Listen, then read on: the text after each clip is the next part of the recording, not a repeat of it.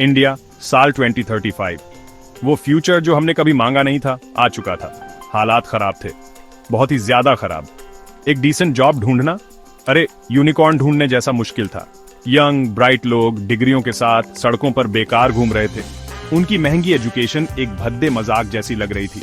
और दूसरी तरफ जरूरी चीजों के दाम जैसे दाल रोटी आसमान छू रहे थे।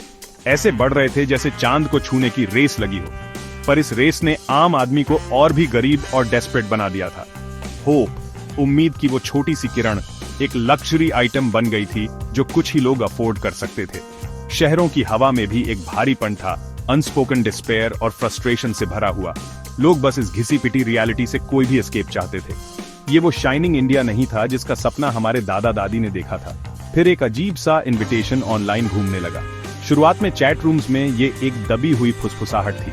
जल्द ही ये सारे सोशल मीडिया प्लेटफॉर्म्स पर एक जोरदार शोवर बन गया। स्क्वाड गेम, नाम कैची था, मिस्टीरियस भी। इनविटेशन किसी भी वायरस से ज्यादा तेजी से फैला। हर फोन, हर टैबलेट, हर न्यूज फीड पर था। इसमें एक अनइमेजिनेबल फॉर्चून का वादा था, 100 करोड़। इतना पैसा कि आपकी लाइफ, आपकी फैमिली की लाइफ, आपकी अगली 7 पीढ़ियों की लाइफ बदल जाए। लेकिन हमेशा की तरह एक कैच था, एक बहुत बड़ा डरावना जानलेवा कैच। अगर तुम ये गेम हार गए तो तुम सिर्फ अपना बैग पैक करके घर नहीं जाओगे। ओह नो, तुम मर जाओगे। इतना सिंपल, इतना ब्रूटल। या तो बड़ा जीतो या सब कुछ हार जाओ। और सब कुछ से उनका मतलब था तुम्हारी आखिरी सांस। दीपक एक एक्स सोल्जर था। उसने मौत का सामना कई बार किया था। उसने मुश्किल वक्त देखा था, कड़ी ट्रेनिंग सही थी, देश के लिए बहादुरी से लड़ा था। लेकिन ये मॉडर्न इंडिया, ये एक अलग तरह का बैटलफील्ड था। जिस देश की रक्षा की उसने कसम खाई थी, वो अब अपने ही लोगों को फेल कर रहा था। वो यकीनन उसे फेल कर रहा था। उसके पास यूनिक स्किल्स थीं। वो डिसिप्लिन्ड था, स्ट्रांग था और क्विक थिंकर था। फिर भी सिविलियन दुनिया में उसके जैसे आदमी के लिए कोई जगह नहीं थी। अनएम्प्लॉयमेंट का बोझ दिन रात उसकी आत्मा को खाए जा रहा था। उसकी फैमिली उस पर डिपेंड करती थी, उसकी तरफ उम्मीद से देखती थी। स्क्वाड गेम का इनविटेशन अपने डार्क प्रॉमिस के साथ एक ट्विस्टेड शैतानी लाइफलाइन जैसा लगा। एक खतरनाक, डेस्परेट आखिरी मौका। उसने कई दिनों तक इसके बारे में सोचा। ये ऑफर जागते हुए भी उसे सताता रहा। इस टूटी हुई दुनिया में उसके पास और क्या चॉइस थी। उस सीक्रेट स्टेरल फैसिलिटी के अंदर पार्टिसिपेंट्स को अपना पहला क्रूशल चॉइस करना था। एक चॉइस जो डरावनी सिंप्लिसिटी के साथ पेश किया गया। उनकी हथेली पर एक रेड पिल या एक ब्लू पिल रखी थी। हॉल में एक शांत, बिना शरीर की आवाज गूंजी जो इसके इम्प्लीकेशन समझा रही थी। रेड पिल लो और तुम एक सोल्जर बन जाओगे, एनफोर्सर्स में से एक, इस भयानक गेम के गार्ड्स। ब्लू पिल लोगे, तुम एक प्लेयर बन जाओगे, शिकार होने वालों में से एक, सर्वाइवल और प्राइज के लिए लड़ने वाली डेस्परेट आत्माओं में से एक। दीपक ने उन 2 छोटी पिल्स को घूरा। उसके सोल्जर इंस्टिंक्ट्स जो सालों की सर्विस में तेज हुए थे, एक वार्निंग चिल्ला रहे थे। लेकिन उसकी मौजूदा डेस्परेशन, उसके बच्चों की आंखों में भूख, एक ज्यादा तेज, ज्यादा जोरदार आवाज थी। उसे खेलना था, उसे जीतने का वो मौका चाहिए था। एक मजबूत हाथ से उसने ब्लू पिल निगल ली। वो अब एक प्लेयर था। उसका गेम, जानलेवा स्क्वाड गेम, ऑफिशियली शुरू हो चुका था। पहला गेम बिना किसी तामझाम के एक डरावने अंदाज में अनाउंस किया गया। Deaths hide and seek. नाम ही काफी था सबसे बहादुर प्लेयर्स की भी रूह कंपा देने के लिए। उन्हें एक बड़े, कम रोशनी वाले हॉल में जानवरों की तरह ले जाया गया। वो बहुत बड़ा और ठंडा था, ऐसी ठंड जो हड्डियों तक घुस जाए। उसकी दीवारों के अंदर की खामोशी डरावनी थी, अनकहे डरों से भारी। हर कोई साफ तौर पर नर्वस था। उनके चेहरे पीले पड़ गए थे। बेचैन फुसफुसाहटें धीरे धीरे गूंज रही थीं। ये किस तरह का ट्विस्टेड हाइड एंड सीक हो सकता था? फिर रूल्स समझाए गए। धोखा देने जितने सिंपल, पूरी तरह ब्रूटल। सबकी आंखों पर पट्टी। जब वो मनहूस काउंटिंग रुकेगी, एक प्लेयर एलिमिनेट हो जाएगा परमानेंटली। कोई भी छिपने की जगह, चाहे कितनी भी क्लेवर हो, सेफ नहीं होगी। डर एकदम रॉ और प्राइमल इस गेम में असली शिकारी था। आंखों पर पट्टियां कसकर बांधी गईं। अचानक दुनिया अंधेरे में डूब गई। एकदम घना अंधेरा जिसने सब कुछ निगल लिया। दीपक ने तुरंत अपनी सांसों पर फोकस किया, बढ़ते पैनिक को कंट्रोल करने की कोशिश की।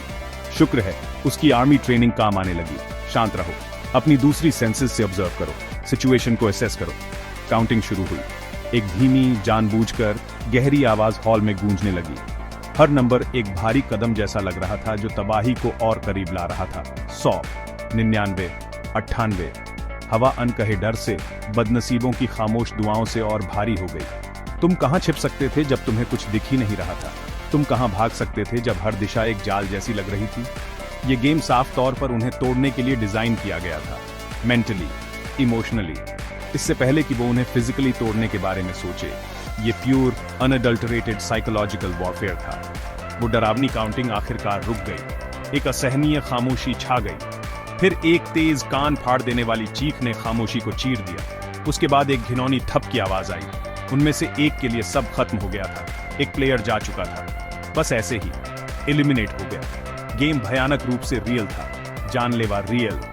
दीपक को अपनी पीठ पर ठंडा पसीना बहता हुआ महसूस हुआ। वो ये पहला राउंड बच गया था फिलहाल के लिए, लेकिन ऐसे और कितने राउंड्स वो या कोई और सह सकता था। पट्टियां हटा दी गई। जो नजारा उनके सामने था वो भयानक था।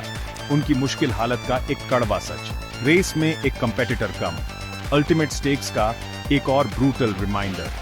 ये अब सिर्फ पैसे जीतने के बारे में नहीं था, ये सर्वाइवल के बारे में था। Pure raw desperate survival. वो जानता था कि उसे स्मार्ट होना होगा, उसे स्ट्रांग होना होगा, उसे सर्वाइवर बनना होगा। अगला उन्हें ब्रिज ऑफ ट्रस्ट से इंट्रोड्यूस कराया गया। एक और धोखा देने वाला इनोसेंट सा नाम, जो यकीनन एक और मौत का जाल था। बचे हुए प्लेयर्स ने खुद को एक चौड़ी गहरी खाई के सामने पाया। एक गहरी काली खाई जो रोशनी को निगलती हुई लग रही थी। दो बहुत पतले पैरेलल ब्रिज इस डरावनी खाई पर बने थे। ये ब्रिज पूरी तरह से ग्लास पैनल्स से बने थे।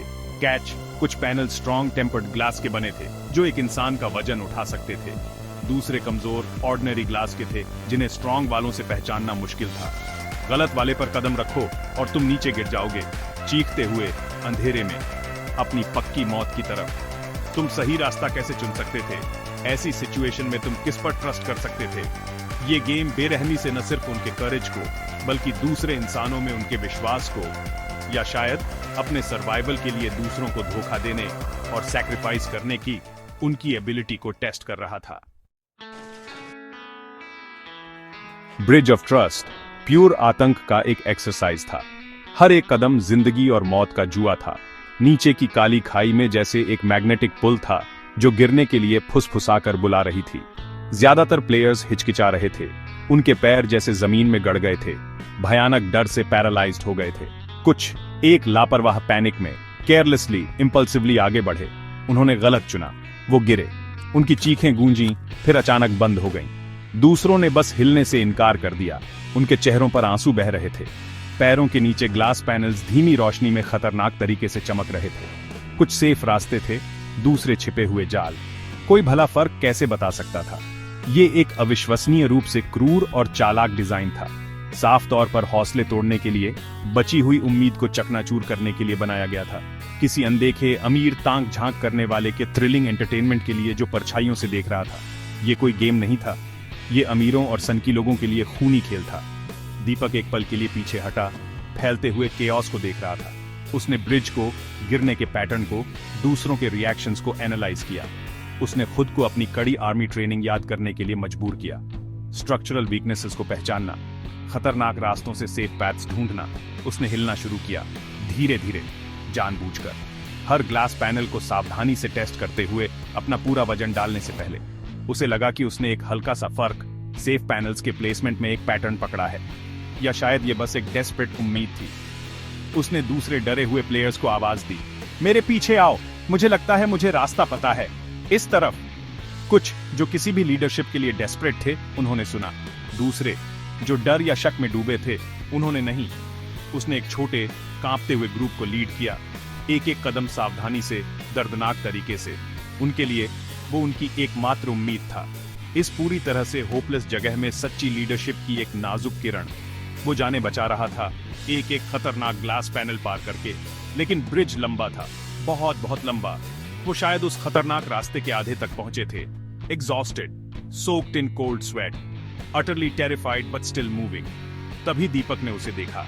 कोई और प्लेयर नहीं, बल्कि उन मनहूस मास्क्ड सोल्जर्स के बीच वो खामोश इन्फोर्सर्स जो ब्रिज पर पेट्रोल कर रहे थे। वो जो ये इंश्योर कर रहे थे कि रूल्स फॉलो हों, कि प्लेयर्स संभावित तबाही की ओर बढ़ते रहे। एक खास सोल्जर कुछ अलग लग रहा था, कम रोबोटिक, अपनी मूवमेंट्स में लगभग हिचकिचाता हुआ। उनकी आंखें मास्क की पतली सी दरार से दिख रही थीं। उसकी आंखों से मिली एक छोटा सा पल, किसी चीज की एक झलक, पहचान। फिर दीपक पर भयानक डर की एक लहर दौड़ गई। वो रिया थी, उसकी बेटी, उसकी प्यारी स्वीट रिया। आखिर वो यहाँ क्या कर रही थी, सोल्जर की ड्रेस में? साफ था कि उसे इस भयानक रोल में मजबूर किया गया था। वो उसकी आंखों में कच्चा डर देख सकता था। उस इम्पर्सनल मास्क के पीछे भी उसकी दुनिया, जो पहले से ही डगमगा रही थी, लाखों टुकड़ों में बिखर गई। ये गेम अब बहुत ज्यादा पर्सनल हो गया था, बहुत बहुत पर्सनल। उसका दिमाग तेजी से दौड़ा, शौक, गुस्से और निराशा का एक बवंडर। गेम जीतो, वो बेहुदा रकम लो, अब किस लिए? अगर रिया, उसका अपना खून, इस बुरे सपने जैसे सिस्टम में एक ना चाहते हुए भी हिस्सा थी। उसने अपने पीछे जमा दूसरे प्लेयर्स को देखा, डरे हुए, टूटे हुए, लेकिन जिंदा, फिलहाल जिंदा उसकी गाइडेंस की वजह से। उसने वापस रिया को देखा, जो अपनी सोल्जर यूनिफॉर्म में खड़ी थी, फंसी हुई किसी और के क्रूर गेम में, एक मोहरा, बिल्कुल उसकी तरह, बिल्कुल यहाँ मौजूद हर किसी की तरह। नहीं, पैसे का अब कोई मतलब नहीं था। इस पूरे करप्ट बुरे सिस्टम को नीचे गिराना होगा, इसे जलना होगा। उसे रिया को बचाना था, उसे उन सबको बचाने की कोशिश करनी थी। उस डरावने पल में चॉइस एकदम साफ हो गई।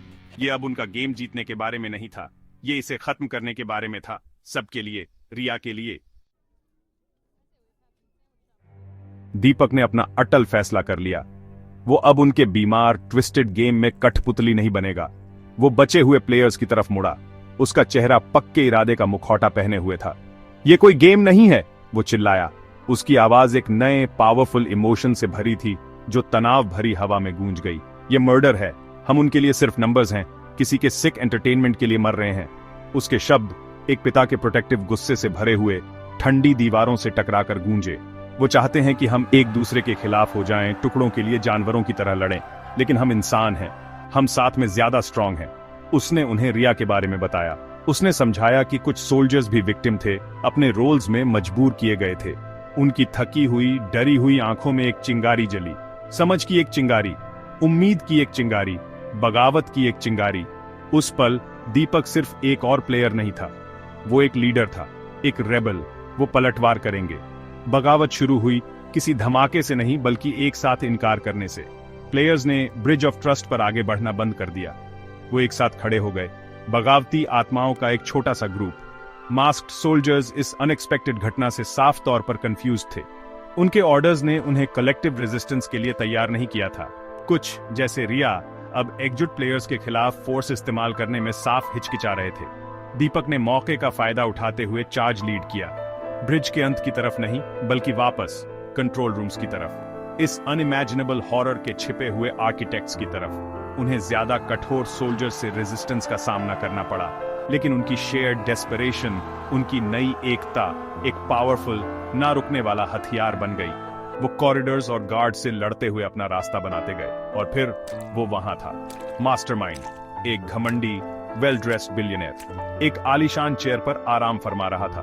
उनकी तकलीफ को मल्टीपल स्क्रीन्स पर ऐसे देख रहा था जैसे वो उसका फेवरेट रियलिटी शो हो। उसका चेहरा, जो शुरू में घमंडी मजे का मुखौटा पहने था, शॉक में बदल गया, फिर प्योर गुस्से में, जब उसका परफेक्टली कंट्रोल्ड गेम उसकी आंखों के सामने बिखर गया। भयानक सच आखिरकार बाहर आ गया था। किसी ने सिग्नल भेजने में कामयाबी हासिल की। अथॉरिटीज ऑपरेशन के स्केल के बारे में अलर्ट होते ही तेजी से हरकत में आई। पूरे सीक्रेट कंपाउंड पर पुलिस और स्पेशल फोर्सेस ने धावा बोल दिया। वो भयानक, अमानवीय स्क्वाड गेम ऑफिशियली बंद कर दिया गया। आखिरकार बिलियनेयर, जिसका चेहरा अब पीला पड़ चुका था और घमंड गायब हो चुका था, और उसके साथी अरेस्ट हो गए। उनका बीमार, गुप्त एंटरटेनमेंट एम्पायर एक डरी हुई दुनिया के सामने एक्सपोज हो गया। बचे हुए प्लेयर्स के लिए जाहिर है कोई प्राइज मनी नहीं था। वादा किए गए 100 करोड़, वो लालच जिसने कितनों को मौत के मुंह में धकेला था, गेम के अचानक खत्म होने के साथ गायब हो गए। लेकिन उस दिन कुछ ज्यादा वैल्यूएबल, कुछ इंटेंजिबल हासिल हुआ। जाने बची, बहुत सारी जाने।